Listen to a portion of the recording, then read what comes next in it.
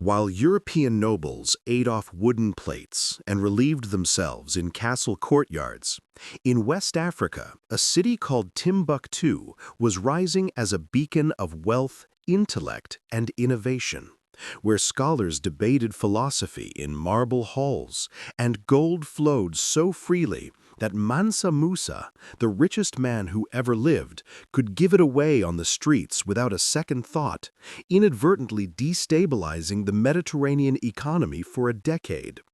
This is not a fairy tale.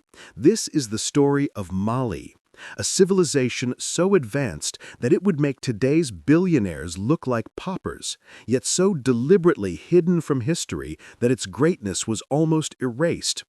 The story begins in 1235, when Sundiata Keita, a crippled prince mocked as weak, returned from exile not just to reclaim a throne, but to unify dozens of warring tribes under the revolutionary Mandan Charter, a written constitution centuries ahead of its time that protected women and children, preserved the environment, and balanced individual rights with collective responsibility. Mali's wealth came from mastery of gold and salt.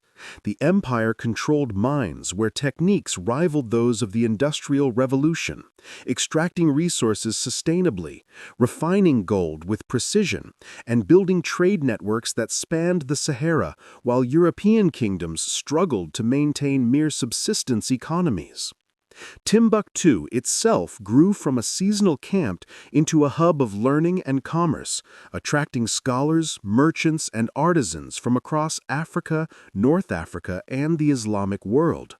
Under Musa, the city's University of Sankore amassed over 700,000 manuscripts on law, medicine, astronomy, mathematics, and philosophy, produced original research, and trained administrators and diplomats whose skills rivaled any in Europe or the Middle East.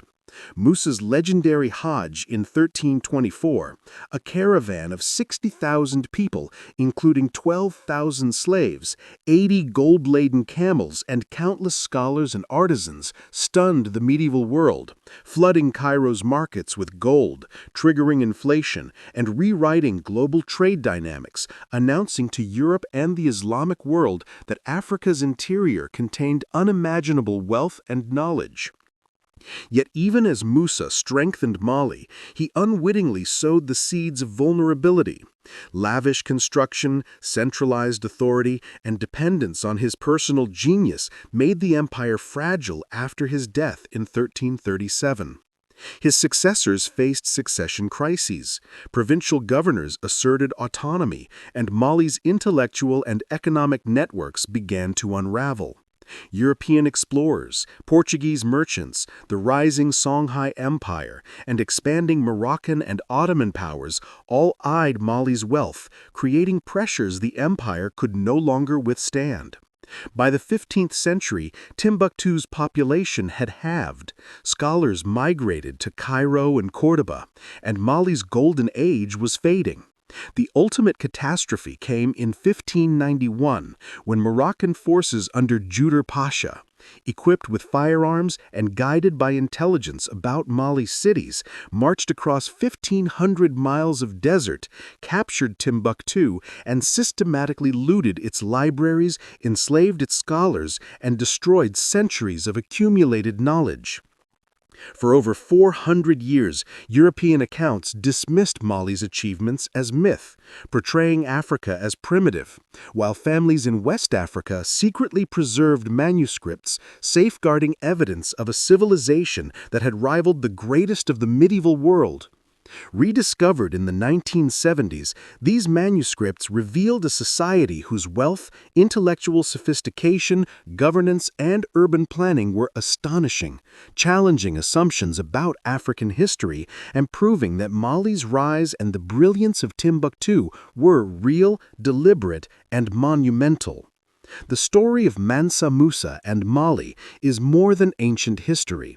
It is a cautionary tale about how empires rise and fall, how knowledge and wealth can shape civilizations, and how history can be hidden, misrepresented, or forgotten.